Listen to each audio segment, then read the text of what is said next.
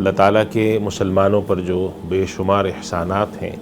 ان میں سے ایک احسان اللہ کی نصرت اور اللہ کی مدد ہے۔ اللہ تعالیٰ نے اپنی نصرت اور مدد کا وعدہ فرمایا ہے مسلمانوں سے، اور ارشاد فرمایا کہ ایمان والو اگر تم اللہ کی مدد کرو گے تو وہ تمہاری مدد کرے گا۔ یا ایھا الذین آمنوا ان تنصروا اللہ ینصرکم ویثبت اقدامکم، اور تمہارے قدموں کو جما کے رکھے گا مضبوطی سے، اور اب ایک جگہ ثابت قدمی نصیب فرمائے گا۔ یہ آیت اور یہ گفتگو میں اس پس منظر میں کر رہا ہوں کہ ہم سب جانتے ہیں کہ ابھی کچھ دنوں پہلے ہی پاکستان کی اور انڈیا کی ایک جھڑپ ہوئی ہے، جس کو ایک چھوٹی سی جنگ کہا جائے اور جہاد کی ایک شکل کہا جائے تو اس میں کوئی مبالغہ نہیں ہوگا۔ اور ہم سب جانتے ہیں کہ اس پورے خطے میں بہت عرصے سے بھارت کی طرف سے اس طرح کی کوششیں کی جاتی ہیں کہ گویا کہ وہ ایک استعماری طاقت ہو۔ چنانچہ آپ یہ جانتے ہیں کہ جتنے بھی ان کے پڑوسی ہیں بھارت کے، وہ سب کے سب کسی نہ کسی شکل میں ان کے ساتھ نالاں ہیں۔ حالانکہ کسی بھی ملک کے بارے میں اگر جاننا ہو، جیسا کہ حدیث شریف سے بھی معلوم ہوتا ہے کہ کسی شخص کے پڑوسی جیسے اگر اس کے شر سے محفوظ نہ ہو تو وہ آدمی صحیح مومن نہیں ہوتا۔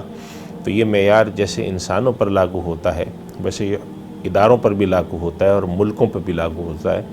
اگر کوئی ملک ایسا ہے کہ جس کے اڑوس پڑوس والے جتنے ملک ہیں وہ اس سے پریشان ہیں،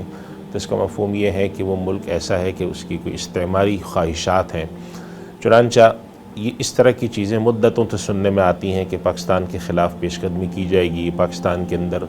خدا نخواستہ دہشت گردی ہوتی ہے اور پاکستان کو ہم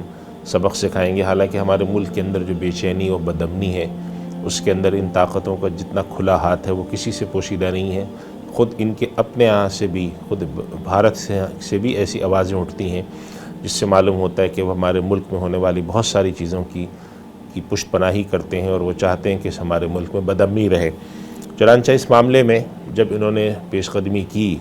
اور یہ کہا کہ ہم پاکستان کو سبق سکھائیں گے، اور اس طرح کی باتیں مستقل ہوتی رہیں، اور پاکستان نے باوجود اس کے کہ یہ بات کہی کہ جو آپ کے یہاں واقعہ ہوا ہے، فائرنگ میں لوگ مرے ہیں، کچھ مسلمان شہید ہوئے ہیں، تو اس واقعے کی ہم آپ سے یہ کہتے ہیں اور بین الاقوامی طور پہ پیشکش کرتے ہیں کہ اس کے حوالے سے صحیح معنوں میں منصفانہ تحقیقات کرائی جائیں۔ لیکن اس کے باوجود انہوں نے کہا کہ نہیں، کسی تحقیق کی ضرورت نہیں، اور ہم سمجھتے ہیں کہ یہاں مجرم بیٹھے ہوئے ہیں۔ اور پھر انہوں نے پاکستان کے بے گناہ لوگوں کے اوپر میزائل گرا کے، بم گرا کے مسجد کو تباہ کیا، مسجد کو شہید کیا، اور بے گناہ لوگ جس میں عورتیں اور بچے شامل ہیں ان کو شہید کیا۔ تو اس کے بعد پھر پاکستان کے لیے سوائے اس کے کہ پاکستان جواب میں کوئی کارروائی کرے، کوئی پاکستان کے پاس آپشن نہیں رہا تھا۔ اور پاکستان مستقل یہ کہتا آیا تھا کہ اگر ہمیں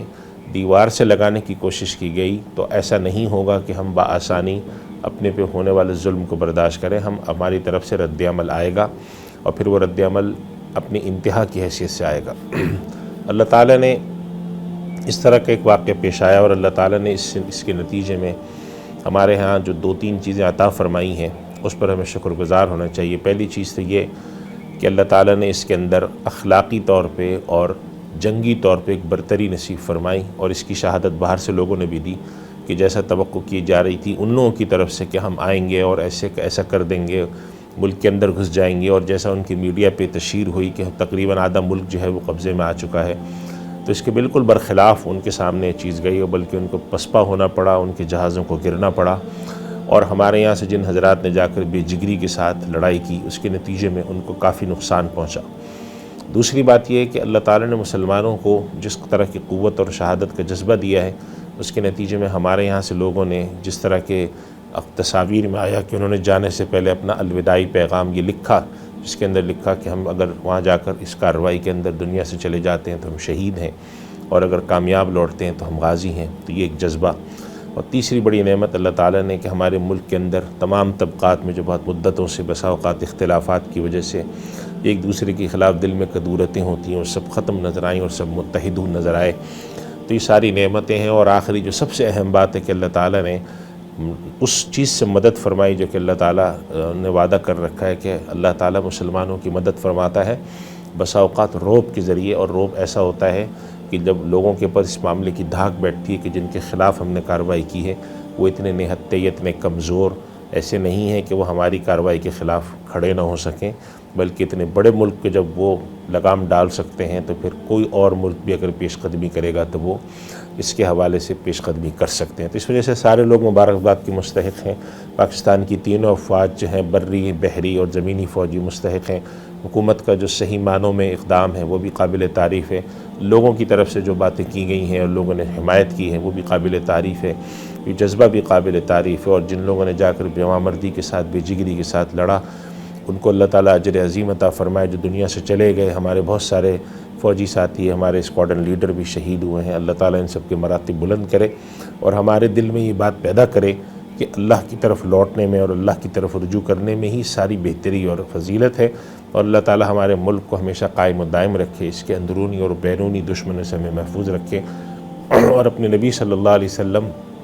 اور ان پر ایمان لانے والوں کو اللہ تعالیٰ ہمیشہ نصرت اور غلبہ عطا فرمائے۔ اور ان کلمات کے ساتھ پورے ملک کے لیے اور ملت کے لیے بھی ہم دعا کرتے ہیں کہ اللہ تعالیٰ مسلمان جہاں کہیں بھی ہیں، غزہ کے مسلمان ہوں اور دنیا میں جہاں کہیں بھی آباد ہیں، اللہ ان کی مدد کرے اور ان پر ظلم کرنے والوں کی جڑیں اکھاڑ دے۔ اللہ تعالیٰ ہماری مدد فرمائے۔ وآخر دعوانا الحمدللہ رب العالمین۔ سوشل میڈیا پر سب سے قدیم اور سب سے ریلائبل برانڈ درسقرآن.com